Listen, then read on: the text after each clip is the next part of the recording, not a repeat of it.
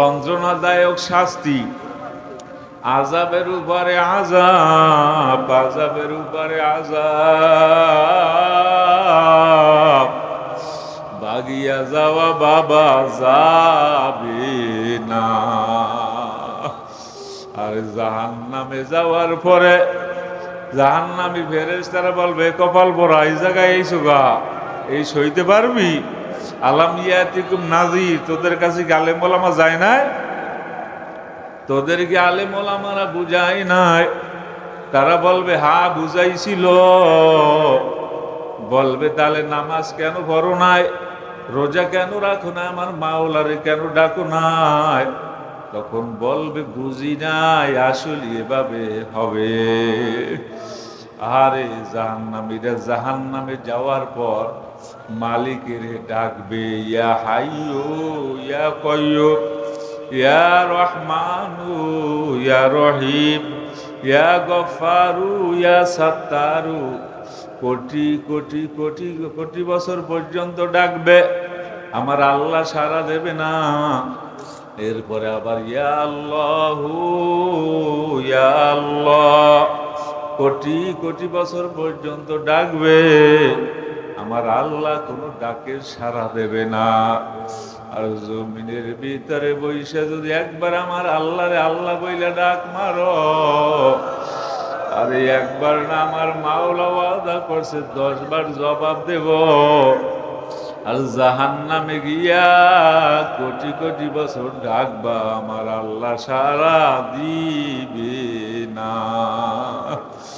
আরে মানুষগুলো নাজাতের রাস্তাও পাবে না।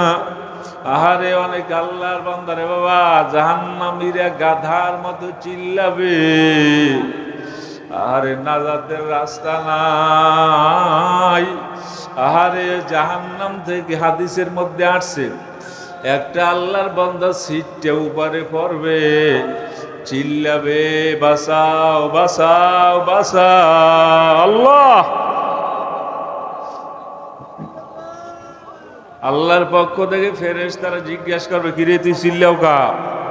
বলবে আমি যে কাম করছি আমার মাওলা জাগা মতোই দিয়েছে, কিন্তু ওই জাহান্নামের আযাব সহ্য তো আমি করতে পারি না। আল্লাহর কাছে একটু বলো আমার যেন আল্লাহ জাহান্নামের মধ্যে আর ফালায় না, জান্নাতের কাছাকাছি নিয়ে যেন আমার মাওলা রাখে। আমার আল্লাহ ফেরেশতাদেরকে বলবে, ফেরেশতা ওর কাছে জিজ্ঞাসা করে যদি আমি মাফ করি আর তো কিছু চাবে না। আল্লাহর বান্দা বলে না আর কিছু চাবো না। আমার আল্লাহ বলবে আরে মাফ করে নে, মাফ করিয়ে দিলাম, জান্নাতের কাছাকাছি রাখো। মৃত্যুর ভাই, দীর্ঘ একটা রাত্র ঘুমের ভিতরে আপনি আমি ছিলাম। ঘুমের আগে মানুষকে কোন জায়গায়, কোন বাসায়, কোন বাড়িতে কোনটা দামি কোনটা মানি, খাট না সমতল, এইটা হইলে ঘুমের আগ পর্যন্ত। ঘুমের পরে কারো কোনো উপলব্ধি থাকে না যে আমি স্বর্ণের খাটে ঘুমাইলাম না সাধারণ বিছানার মধ্যে ঘুমাইলাম। রাত্র ঘুমের পর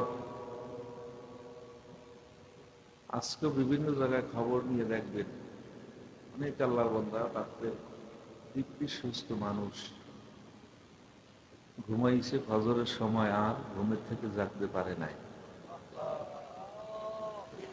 কত ব্যবসায়ী দোকানে তালা দিয়া রাত্রে গিয়ে ঘুমাইছে, নিয়ত করছে আগামীকালকে সকাল 9টায় গিয়ে আবার ব্যবসা দোকান খুলবে, কিন্তু আর কোনোদিন তার খোলা হবে না। আপনি আমিও ঘুমাইছিলাম, তবে আল্লাহ পাকের হুকুম রাত্রে এশার নামাজ আদায় করছি। আবার আমাদের ভিতরে টেনশন ছিল যে এই ফজরের নামাজ কখন যেন আজান হবে। আজানের সাথে সাথে আমি মসজিদে যাব, জামাতের সাথে নামাজ আদায় করব। যারা নাকি পরিপূর্ণ আকারে নিয়াত করে ঘুমাইছে, নিশ্চয়ই তাদেরকেই আমার আল্লাহ নামাজ আদায় করার তৌফিক দান করছে। অনেক আল্লাহর বান্দা বলে, হুজুর রাত্র গভীর, এরপরে আমরা ঘুমাইছি, এই জন্য ফজরের নামাজ পড়তে সমস্যা হয় বা ফজরের নামাজ পড়তে পারি না। আসলে যারা নাকি হাকিকতার নামাজ, ওরা যদি ফজরের আজানের আধা ঘন্টা আগেও ঘুমায়, তবুও সে কিন্তু নামাজের টাইমই উঠতে যায়। কারণ অন্তরের ভিতরে জ্বলনটা হইলে সবচেয়ে বড় জিনিস। জ্বলন তৈয়ার না হওয়া পর্যন্ত কাজের ব্যাপারে দায়িত্বশীল হওয়া যায় না। দায়িত্ববোধ মানুষের ভিতরে কখন আসে? যখন কাজের গুরুত্বটা তার মধ্যে থাকে, তখনই দায়িত্ববোধ আসে। যেমন ডাক্তারে ঔষধ খাইতে বলে, আল্লাহর বান্দা ক্লান্ত শ্রান্ত যখন মনে করে ঔষধ যদি আমি নিয়মিত না খাই আমার রোগ নিরাময় হবে না, তখন ওই রোগী অন্যান্য কথা বলতে না পারলেও ইশারায় হইলেও কিন্তু ঔষধটা দেখাই দেয়। এই রোগী আবার যখন ক্রমান্বয়ে সুস্থ হয়ে যায়, তখন কিন্তু আর ঔষধ খাইতে মন থাকে না, কারণ সে নিজেকে এখন সুস্থ মনে করতেছে। ঠিক তদ্রূপ আখেরাতের কাজের ব্যাপারে মানুষ দায়িত্ববোধ কখন আসে তার মধ্যে? যখন নাকি মনে করে দুনিয়া সব একদিকে আর আমার আল্লাহ পাকের ইবাদত একদিকে, তখনই তার জন্য ইসলামী শরীয়তের সমস্ত কাজ কঠিন হইলেও তার কাছে অনেক সহজ মনে হয়। আসলে ইবাদত আল্লাহ পাক যাহা তাক আপনার আমার উপর যে ন্যস্ত করছেন, এগুলো কিন্তু অত কঠিনও না। আল্লাহ পাক তো সাফ সাফ বলছেন, লা ইউকাল্লিফুল্লাহু নাফসান ইল্লা উসআহা। আপনি আমি পারবো না এমন ইবাদত, এমন দায়িত্ব, এমন কর্তব্য আল্লাহ পাক আপনার আমার উপর ন্যস্ত করেন। পাঁচ ওয়াক্ত নামাজ, এটা কিন্তু যে কঠিন মনে করে তার কাছে কঠিন। রমজানের রোজা যে কঠিন মনে করে তার কাছে কঠিন। আবার এই শীতের দিনে ঠান্ডা পানির দ্বারা অজু কইরা এরপরে নামাজ আদায় করা, এটা যে কঠিন মনে করে তার জন্য কঠিন। যদি মনে করে এই ঠান্ডা পানির দ্বারা কিভাবে অজু করব, অনেক কষ্ট হইবে, তখনই ইবলিসে তাকে ধোঁকা দেওয়া শুরু করে। আর যদি মনে করেন আমার অজু করাই লাগবে, নামাজ আদায় করাই লাগবে, রোজা আমার রাখাই লাগবে, তখন কিন্তু তার জন্য কঠিন কাজটা কি হয়ে যায়? সহজ হয়ে যায়। যত বড় কঠিন হোক, একটা মানুষ জেহাদের ময়দানে যায়, কিভাবে যায়? এই কঠিন কাজটাকে সে জয় করে, সেহেতু তার অন্তরের ভিতরে আছে জান্নাতের তামান্না। এজন্য এত বড় কঠিন কাজ তার জন্য সহজ হয়ে যায়। এই তরিকার ভিতরে অনেক আল্লাহর বান্দা আছে বলে, হুজুর এত কিছু পারা যায় না, সকাল সন্ধ্যা জিকির, হালকায় জিকির, মাসিক ইজতেমা, আল্লাহ আল্লাহদের কিতাব অধ্যয়ন করা, বাৎসরিক মাহফিলে উপস্থিত থাকা, এটা অত কঠিন হুজুর, পারণ যায় না। কিন্তু অনেক আল্লাহর বান্দা আছে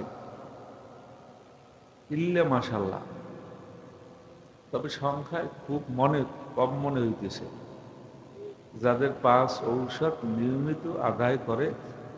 আর আল্লাহর ফজলে দেখা গেছে পাঁচ ঔষধ যে বা যারা আদায় করে, তাদের জাহেরা আমলের চেয়েও বাতিনি আমল আল্লাহর ফজলে অনেক সুন্দর হয়ে গেছে। তরিকার ভিতরে ঢোকার মূল উদ্দেশ্য কি? মানুষে আমারে আল্লাহ ওয়ালা বলবে, সুফি বলবে, দরবেশ বলবে, গজ বলবে, কুতুব বলবে, এই যে মূল উদ্দেশ্য না, উদ্দেশ্য হইল রেজায়ে মাওলা,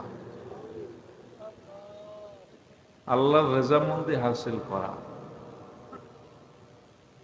আমি তো মনে করি যারা আলহামদুলিল্লাহ জায়গায় আসছে, যারা উনির সাথে সংশ্লিষ্ট আছেন, আমার তো ইচ্ছা যে কেউ রবিনের মুরিদ যারা আছে এরা একটা আমলের মডেল হবে।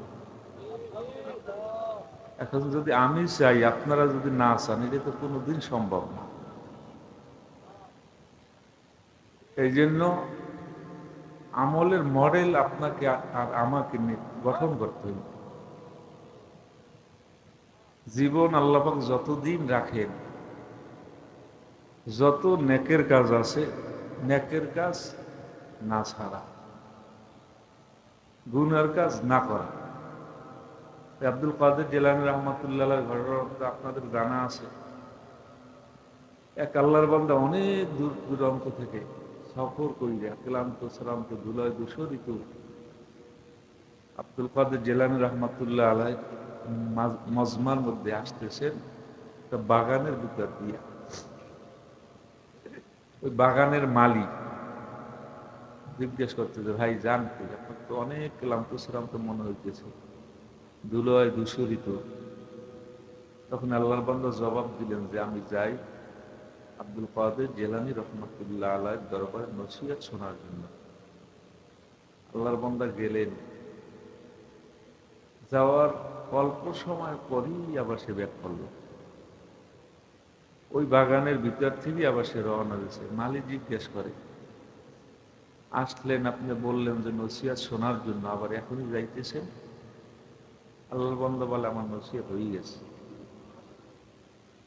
তো এইটা কেমন কথা, নসিহত হয়ে গেছে? আমরা বছরকে বছর নসিহত শুনি, আর আপনি আসলেন আর রওনা দিলেন, আবার বলতেছেন নসিহত হয়ে গেছে।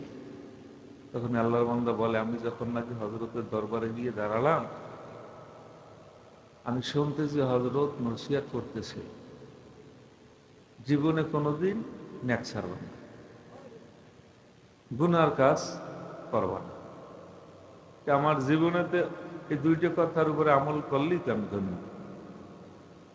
এই জন্য আমি নিয়ত করছি, আল্লাহ পাক যতদিন আমার ভিতরে রুহুটারে রাখছে, আমি কোনোদিন নেকের কাজ ছাড়বো না, গুনার কাজ করব না। আমরা তো জীবন বড় নসিহত শুনি, তবে আমল নাই বললেই চলে। আমল হইল আরবি শব্দ, এটার অর্থ হইল কি? কাজ।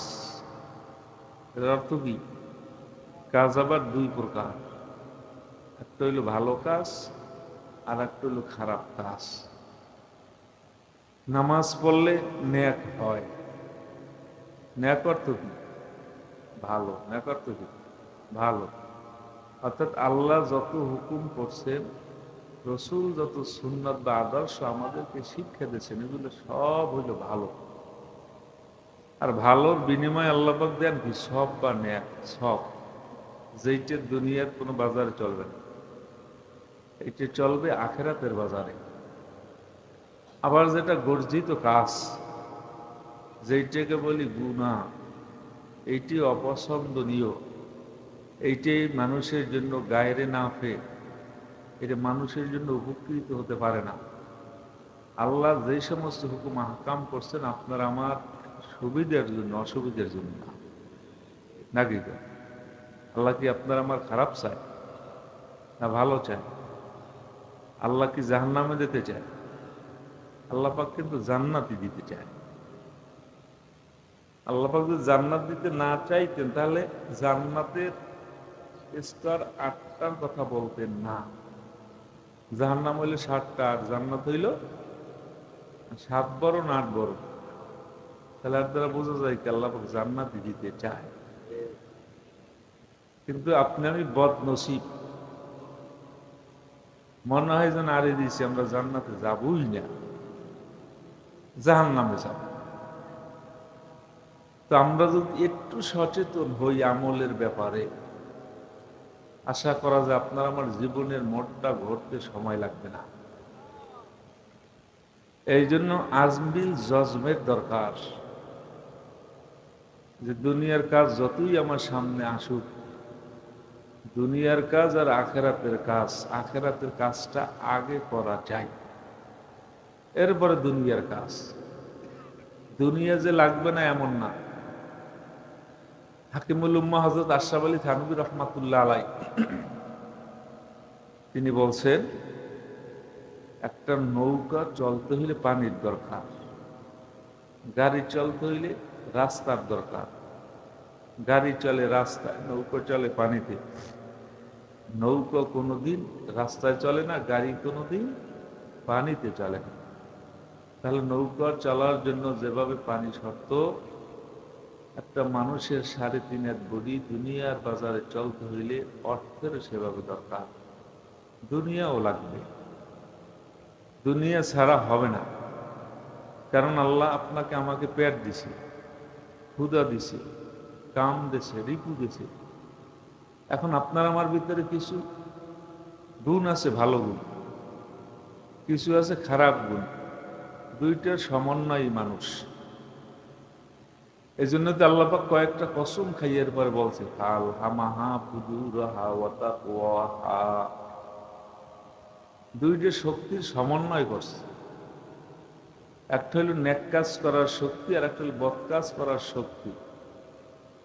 আপনি আমি যদি ইচ্ছে করি নেকের কাজও করতে পারি, ইচ্ছে করলে গুনার কাজও করতে পারি।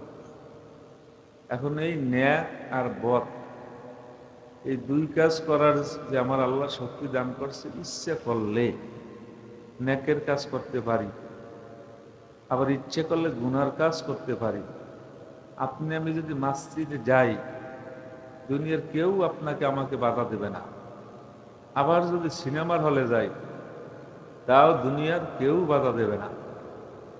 কিন্তু ধন্য হইল ওই সমস্ত মেয়ে লোক পুরুষ যারা নাকি বদকাজ করার শক্তিটাকে দমাই রাখে, নেক কাজটাকে প্রাধান্য দিয়া বেশি বেশি নেক কাজ করে।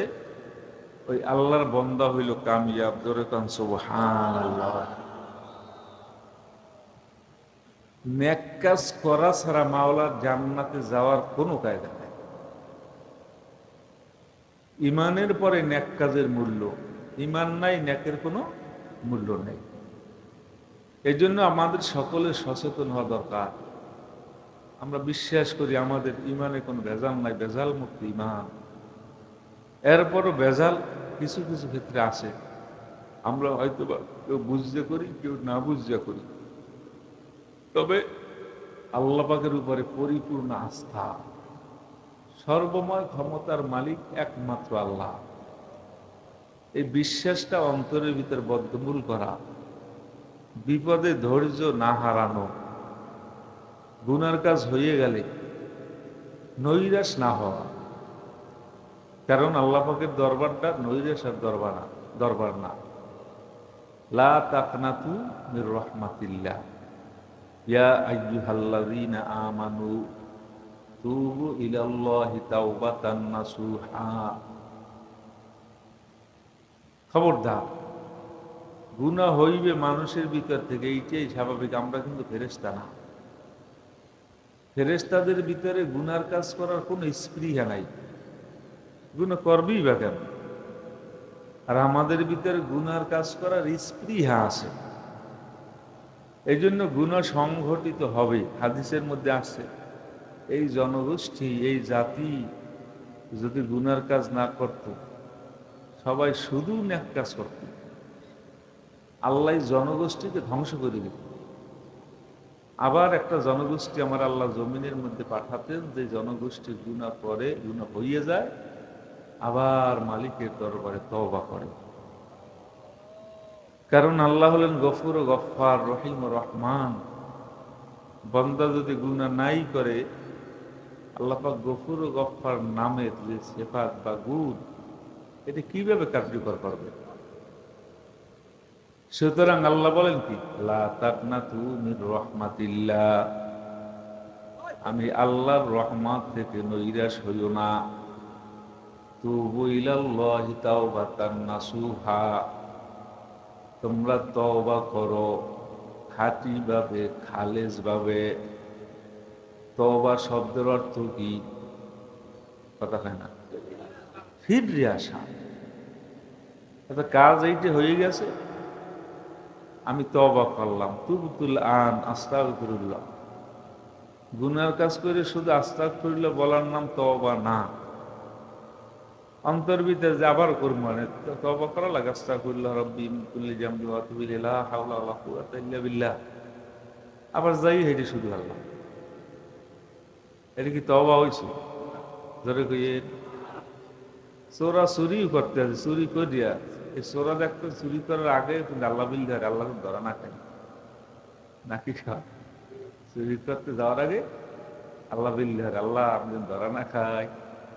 আবার চুরি টুরি করে দিয়ে এই রুজু টুজু করে দুই জায়গায় নামাজ পড়ে খায়। আস্তাগফিরুল্লাহ আস্তাগফিরুল্লাহ পরে নেট করছে আগামীকাল রাইতে কোন বাড়ি যাইবি। আছে না? কথা কইবেন, আছে না? এই তো আবার কোনো মূল্য আছে? মুজাহিদরা আছে, আরে খালি হুজুরের জিকিরের কথা হয় আস্তাগফিরুল্লাহ, আর আমি জিকির কামাই করি না। ওই আস্তাগফিরুল্লাহ পরে আর নিয়ত করে আগাম করছে হুজুরের কথা কি এত মানা যায়? তাই ইস্তেগফারের কোনো মূল্য আছে? কোনো মূল্য নাই। ডাইরেক্ট প্রত্যাবর্তন করা যে আমি ফিরে আসলাম, ওই গাড়ে আর যাব না।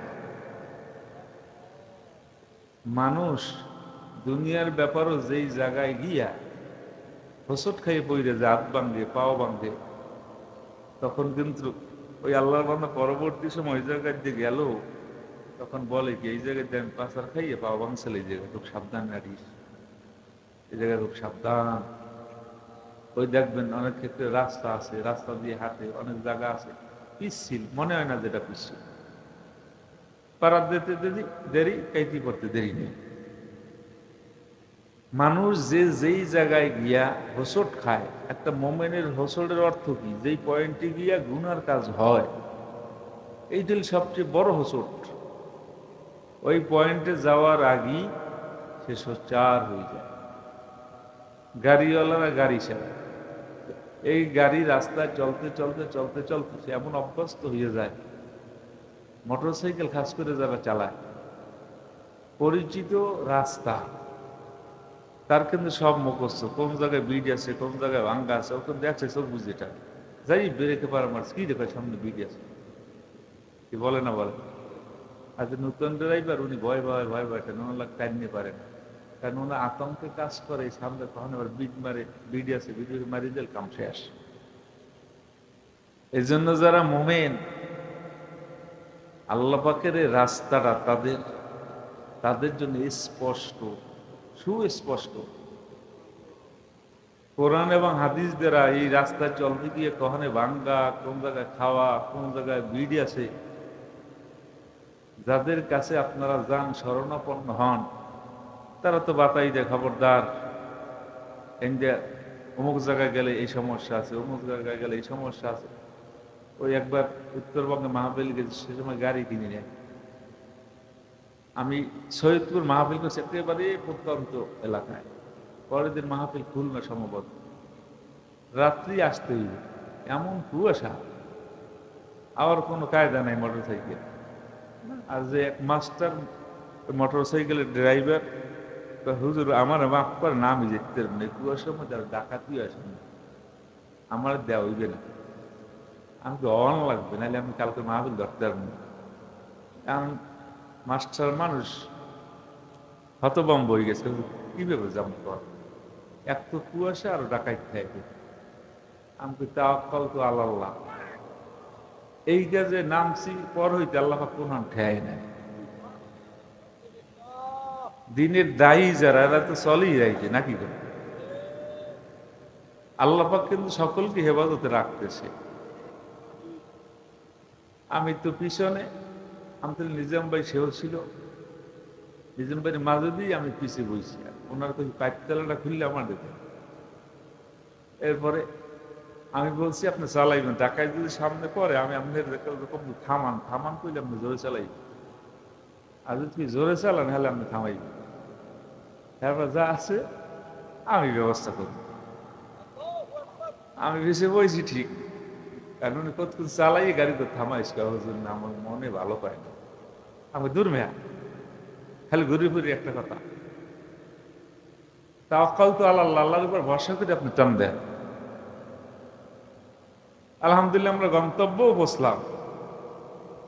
এখন কোন জায়গায় ডাকাতে গেতে আমি জানি না, কথাখানা জানি জানি উনি ওই এলাকায় উনি ড্রাইভিং করে, গাড়ি উনি চালায়, কোন জায়গায় খাওয়া আছে, কোন জায়গায় বিপদ আছে, এইটা সাধারণত নতুন ড্রাইভাররা জানে না। পুরান যারা আছে এরা জানে।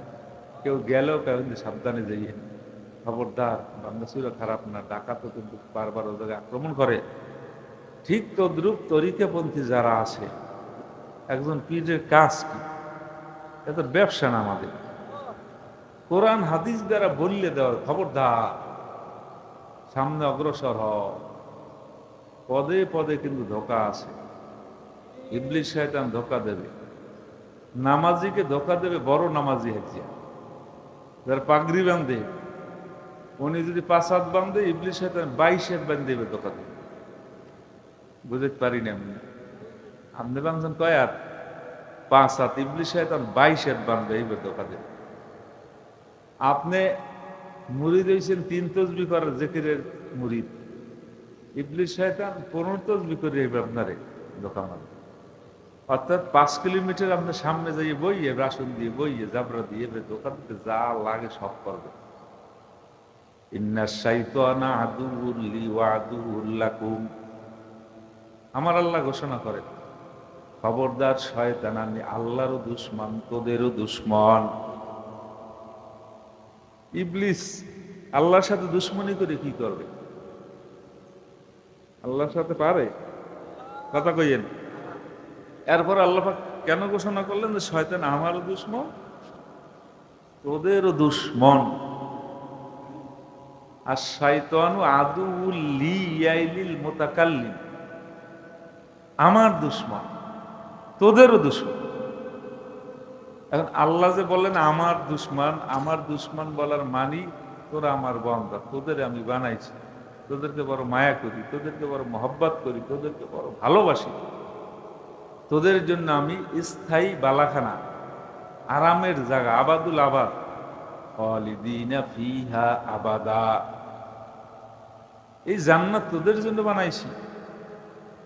যদিও ফেরেশতারা বলছিল যে খবরদার আল্লাহ, এই গোষ্ঠী বানানোর কোনো দরকার নাই, কারণ এরা কি করবে? ওয়াইয়াসফিকুদ্দিমা, এরা রক্ত জড়াইবে, ভাইবে, মারামারি করবে, কাটাকাটি করবে, হানাহানি করবে, দলে দলে মারামারি, তরিকাগত মারামারি, মাযহাবগত মারামারি। আল্লাহ এই গোষ্ঠী বানাইয়ে কোনো লাভ নাই। দেখবেন অনেক আল্লাহর বান্দা এখন অনেকে মনে করতে পারে যে ফেরেশতারা মনে হয় ওই গায়েবের খবর জানিয়ে লাইছে, ভবিষ্যৎ জানছে। কথা এই মন্তব্য করেন না আবার। ওই দেখবেন এখন যদি কেউ কই ভাই এই ইরিটিরিয়া দিয়েন না, আউসে বুইরোন, যারা আগে আউস রুইলে আর একটু খবরদার হুজুর, আউস রুইন না, আউস কাটতে পরে শীতের এইবার কোমর ব্যথা হয়ে যাবে। কি বলে না বলে না? আচ্ছা, এ কি ভবিষ্যৎ জানছে? কথাখানা এটা তো অতীতে যা ঘটছে এইটার অভিজ্ঞতার আলোকে বলছে যে আউস হইলে আউস খারাই থাকতে না, কাটতেই পারে, ডাইল নুয়ে নিয়ে দেওয়া লাগে, কোমর ব্যথা হয়েছে। এটা কিন্তু ভবিষ্যৎবাণী না। এই ফেরেশতারাও যে বলছে যে ওয়াইয়াসফিকুদ্দিমা, এরা রক্ত প্রবাহিত করবে, আসলে ফেরেশতারা যা কই এই তো ইতিহাসে, এটা কিন্তু ভবিষ্যৎবাণী না, গায়েব না। আর অতীত ইতিহাস থেকে জিন জাতি বানাইছিল, যেই কামের জন্য আল্লাহ বানাইছিল সেই কাম ওরা করে নাই, বানাইলে কামের লোকে করছে আকাম। কি কর, আল্লাহ বানাইছে আপনাকে আমাকে কি কামের জন্য না? কোন কাম? আলোডি করতে, খালি খাইতে আর ঘুমাইতে, গাড়ি চালাইতে না। যেই কাম, এই কামটা হলো নেক কাম।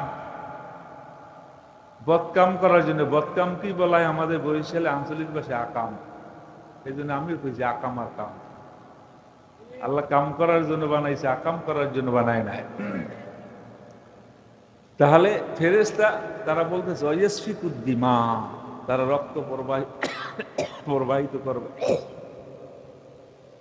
মারামারি করবে, হানাহানি করবে। আল্লাহ বানাইবেন তো কির জন্য? মোটামুটি আমার অভিজ্ঞতাও আছে। ওয়া নাহনু নুসাব্বিহু বিহামদিকা ওয়া নুকদ্দিসু লাক, তাসবিহ লাগবে, তাহমিদ লাগবে, সুবহানাল্লাহ বলা লাগবে, আলহামদুলিল্লাহ বলা লাগবে, আল্লাহু আকবার, লা ইলাহা ইল্লাল্লাহ।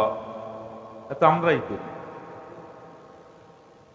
ফেরেশতারা একদল ফেরেশতা আছে যাদের কাম হইল সুবহানাল্লাহ জিকির করা, আর একদল ফেরেশতা আছে যাদের কাম হইল আলহামদুলিল্লাহ জিকির করা। ইউসাব্বিহু লিল্লাহি মা ফিস সামাওয়াতি ওয়া মা ফিল আরদ, সাব্বাহা লিল্লাহি মা ফিস সামাওয়াতি ওয়া মা ফিল আরদ।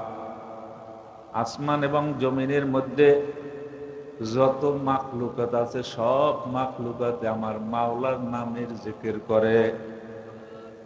আল্লাহ বলেন ওর ভাষায় ও জিকির করে, তোমরা বোঝো না। কোরআনের আয়াত অনুযায়ী দেখা যায় ফেরেশতারাও জিকির করে কি করে না? কথা কেনা? পশু পাখি, কীট পতঙ্গ। এই কিছুদিন আগে মনে হয় মোবাইলে দেখলাম নাসা, আমেরিকার নাসা চেনেন? নাসাগারা যারা মহাকাশ গবেষণা করে আমেরিকার, এই নাসা, এরা আসমানে ফেরেশতাদের জিকিরের শব্দ পাইছেন। সত্য মিথ্যা কদ্দুল্লাহ, ফেরেশতাদের জিকিরের শব্দ পাইতেও পারে, যেহেতু কোরআনের আয়াতে বলে। তাহলে ফেরেশতারা কেউ আছে কি লা ইলাহা ইল্লাল্লাহ জিকির করে, কেউ আছে কিয়াম অবস্থায়, কেউ আছে রুকু অবস্থায়, কেউ আছে সিজদা অবস্থায়, কেউ বা বাজান জিকির, কেউ বা ফিকির। কিন্তু বাজান দেখেন যে ফেরেশতাদের বেলা আমার আল্লাহর রুকুর অনুমতি আছে, সিজদার অনুমতি নাই। আবার যে ফেরেশতা সুবহানাল্লাহর জিকির করে, ওই ফেরেশতার আলহামদুলিল্লাহ জিকির করার পারমিশন নাই। আবার যেই ফেরেশতা লা ইলাহা ইল্লাল্লাহ জিকির করে, তাদের আল্লাহ আল্লাহ জিকির করার পারমিশন নাই। আশরাফুল মাখলুকাত মানুষ কেন? আর সব জায়গায় ওপেন অনুমতি। জোরে কম সুবহানাল্লাহ। কার জন্য ওপেন অনুমতি হয়? যে ভিআইপি। কথা খায় না? কার জন্য? ভিআইপির জন্য ওপেন। প্রধানমন্ত্রীর কার্যালয় কার দেখাইবে, রাস্তা তার জন্য খোলা, চেয়ারম্যানের দপ্তর তার জন্য খোলা। কারণ কি? VIP card. ঠিক তদ্রূপ আমার আল্লাহ যখন ঘোষণা করছেন ওয়ালাকাদ কাররামনা বানি আদম, আদম সন্তান বড় সম্মানিত, ভিআইপি কার্ড দিয়ে গেছে। এই জন্য দেখবেন একটা মানুষ 2 রাকাত নামাজ আদায় করে, সুবহানাল্লাহর ভিতরে আছে না নাই? আলহামদুলিল্লাহ, আল্লাহু আকবার, রুকু, সিজদা, কওমা, জলসা। দেখেন 2 রাকাত নামাজ আদায় করে, সব কিছু কিন্তু 2 রাকাত নামাজের মধ্যে আছে। তাহলে আপনি হইলাম ভিআইপি। ভিআইপি লোক বাজান নরমাল লোকদের মতো চলতে পারে না। নরমাল হইল অন্যান্য মাখলুকত, আপনি আমি হইলাম ভিআইপি। এই জন্য অন্যান্য মাখলুকাতের পক্ষে যেই কাজ মানায়, মানুষের পক্ষে সেই কাজ মানায় না। ওবাজান মাখলুকাত উলঙ্গ থাকতে পারে, মানুষের পক্ষে উলঙ্গ থাকা মানায় না। অন্যান্য মাখলুকাত নামাজ পড়ে না, মানুষ বেনামাজি থাকবে, এটা মানুষের পক্ষে মানায় না। অন্যান্য মাখলুকাত সব সময় বাজান জিকির করে না, মানুষের পক্ষেও সব সময় জিকির না করা এটা মানায় না। এই জন্যই তো আমার আল্লাহ বলছে, রে বান্দা, তোকে আমি আল্লাহ কেন সৃষ্টি করলাম? একমাত্র আমি মাওলার গোলামি করার জন্য, দাসত্ব করার জন্য। আসলে আমি যাহা তাক বলি, সুবহানাল্লাহ বলি, আলহামদুলিল্লাহ বলি, আল্লাহু আকবার বলি, লা ইলাহা ইল্লাল্লাহ বলি, আপনি আমি জবান থেকে আমার আল্লাহরে আল্লাহ বইলে ডাক দিই, আমার মাওলার কোনো উপকার নাই। উপকার হইল আপনার আর আমার। আরে আপনি আমি অপবিত্র, কারণ গুনার কাজ, জবান দিয়া কথার দ্বারা গুনার কোনো অভাব নাই। এরপরে আপনার আমার নজর দিয়াও হাজারো লক্ষ গুণা, কানের দ্বারা গুণা, কল্পনার দ্বারা গুণা, গুণা আর গুণা। বাজান, আপনার আমার মান, আপনার আমার ইজ্জত আপনি আমি নিজেই জলাঞ্জলি দিছি।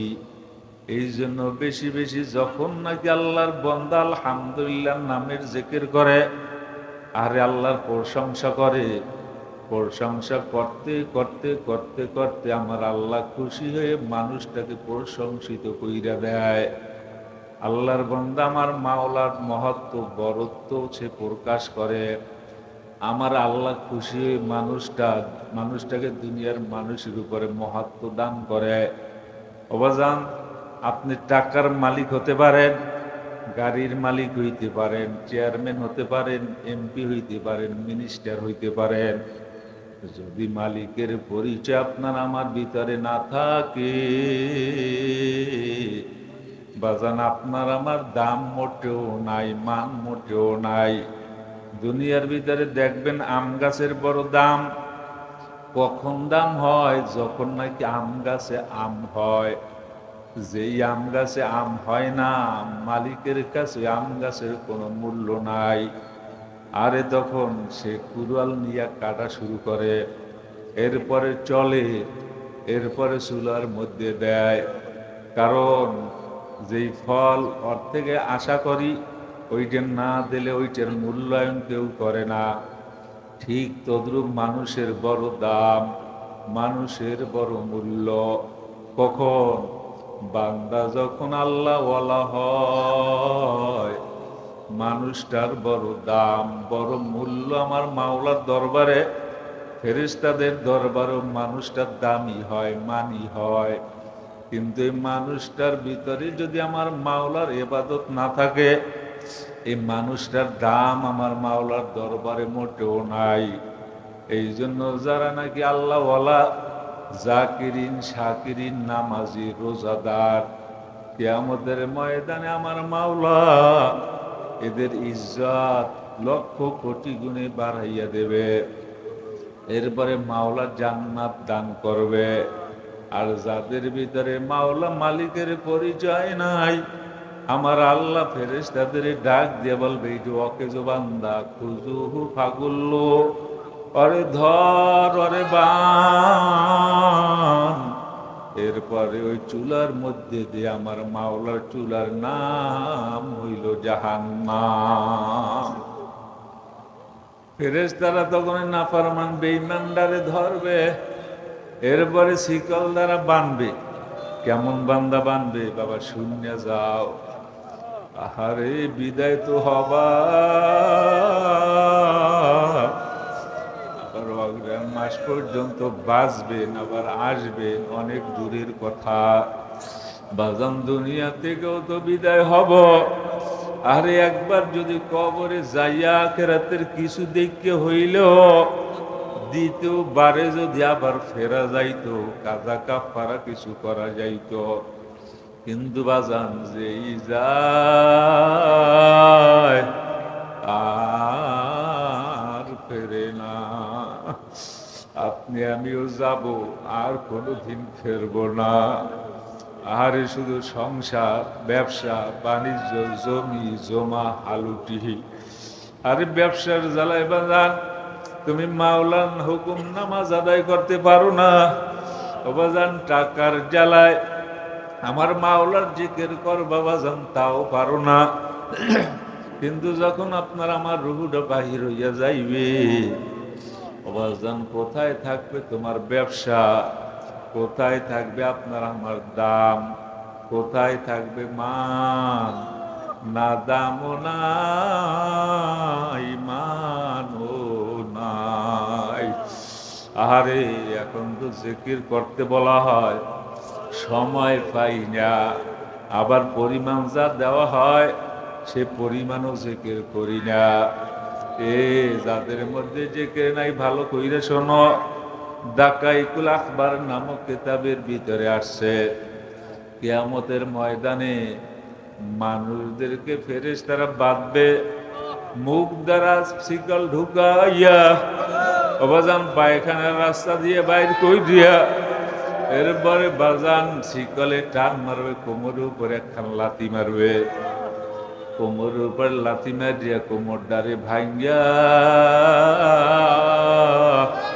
ফায়ুখাযু বিন নাওয়াসি ওয়াল আকদাম, অবাজান পাও ধরবে আর মাথার সম্মুখের চুল ধইরিয়া কোমরে লাথি মারিয়া বলের মতো গোল করিয়া শিকল লাগিয়া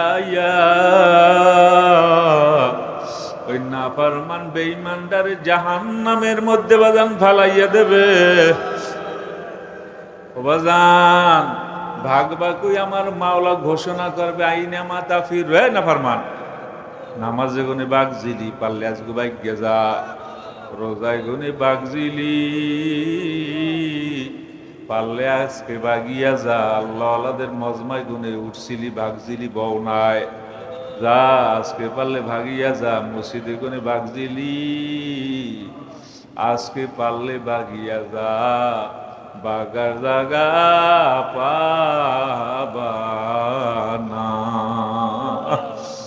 মানুষগুলা শুধু চিল্লাইবে, যদি মরতে পারতাম মানুষগুলা চিল্লাবে আর বলবে ইয়া লাইতানি কুনতু তুরাবা, আহারে এখন যদি আমি মাটি হইয়া যাইতাম। এ বাবা না, মাটি হতে পারবা না, ভাগতেও পারবা না, বাগার জাগা বাবা পাবা না। আরে এখন তো পীর দাবি করি, এখন তো মরিদগিরি দাবি করি, লক্ষপতি বাড়িওয়ালা গাড়িওয়ালা, এ বাবা তুমি নিজে নিজে একজন আসামি বানাইয়ে ফেলাও দি। এরপরে চিন্তা করো, মন শিকল দ্বারা যদি ওইভাবে আপনারে আমারে বান্ধে, আহারের পরে আগুনের উপরে আগুন, আযাবুন আলীম আযাবুন শাদীদ,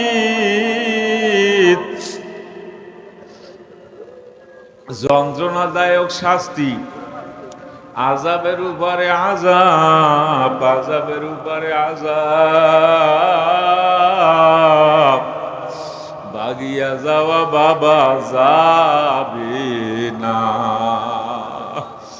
আর জাহান্নামে যাওয়ার পরে জাহান্নামী ফেরেশতারা বলবে, কপাল পোড়া, এই জায়গায় এই সুগা, এই সইতে পারবি?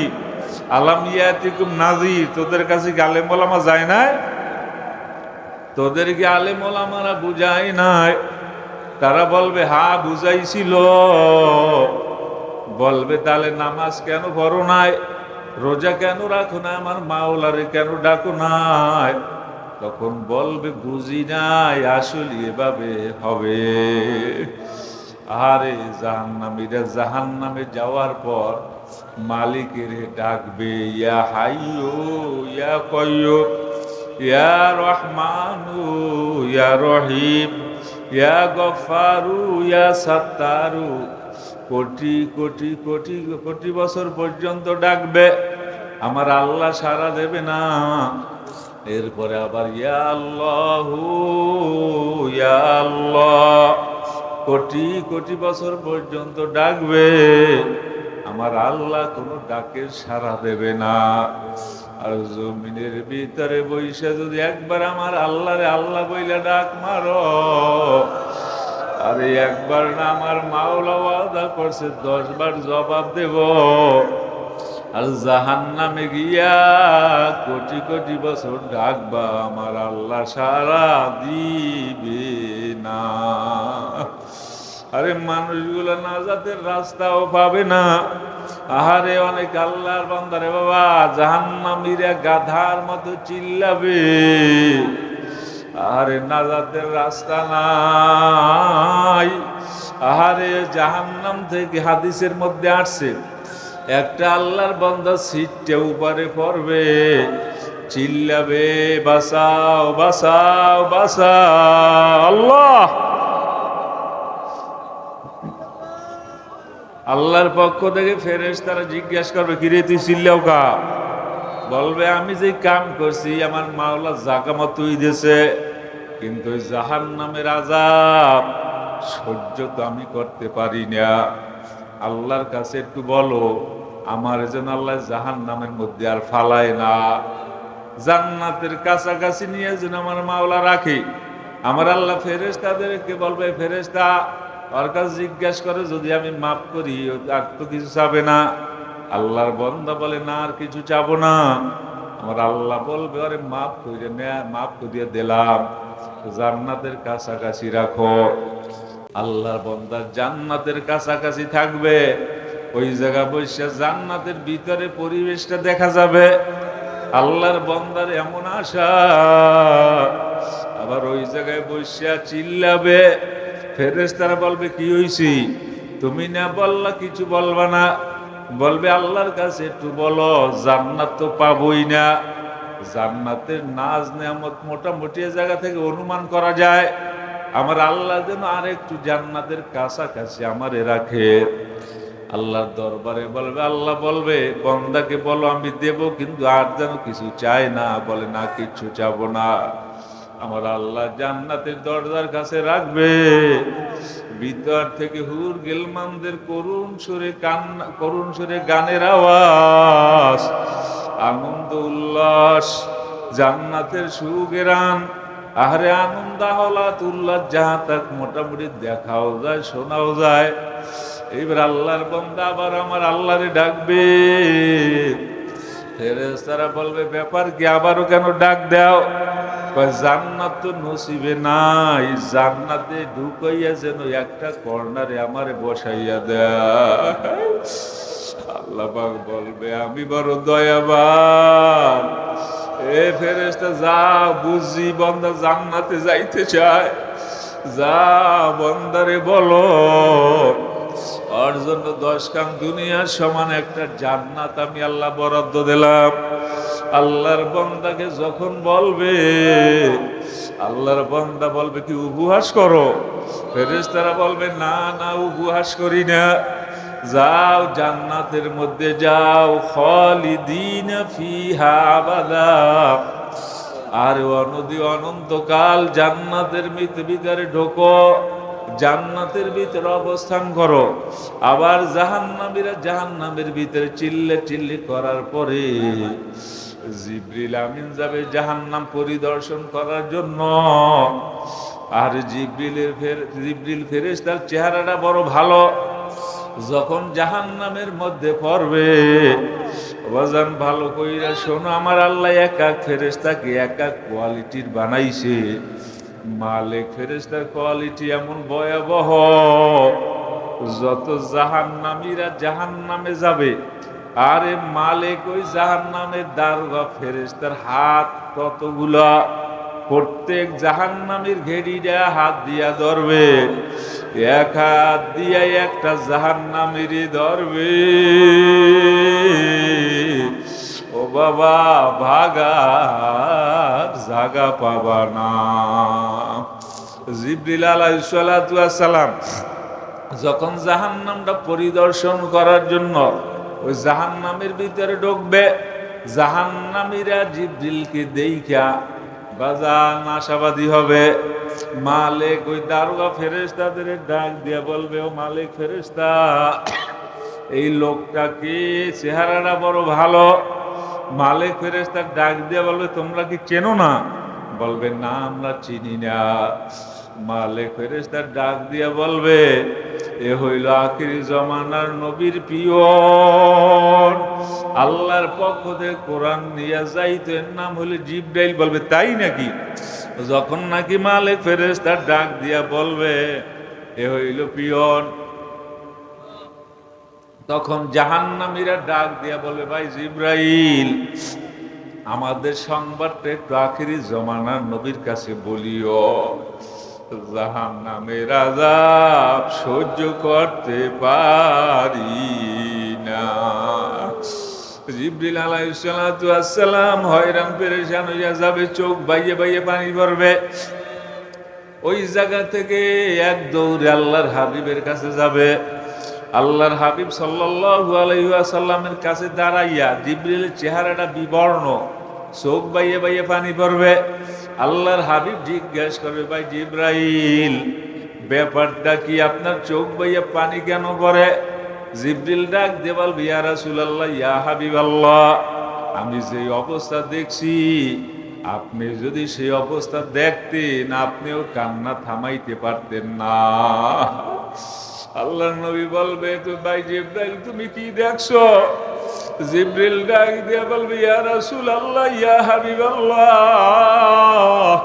এখন আপনার কিছু উম্মত জাহান্নামের আগুনে জ্বলে। আল্লাহ, জাহান্নামের আগুনে জ্বলতে জ্বলতে জ্বলতে জ্বলতে কয়লার মতো কালো হইয়া গেছে। আরে তারা সহ্য করতে পারে না। আপনার কাছে সালাম জানাইছে। আল্লাহর হাবিব সাল্লাল্লাহু আলাইহি ওয়াসাল্লাম সাথে সাথে সিজদায় পড়িয়া আমার মাওলারে ডাক দেবে, আল্লাহ গো, তুমি না বলছো আমার উম্মতগুলারে জাহান্নামে রাখবা না। আল্লাহ গো,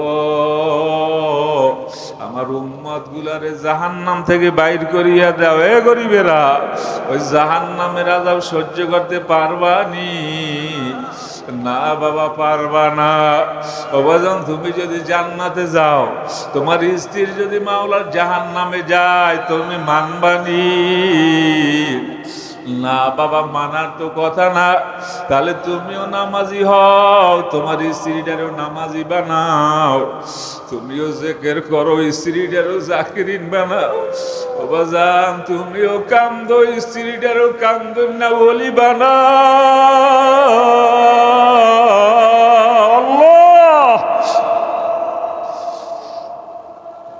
জান্নাতীরা যখন নাকি বাবা জান্নাতে যাবে, আরে স্বামী এক জান্নাতে, স্ত্রী আর এক জান্নাতে, আর কতকাল কত যুগ যাবে আমার মাওলা ছাড়া কেউ জানে না।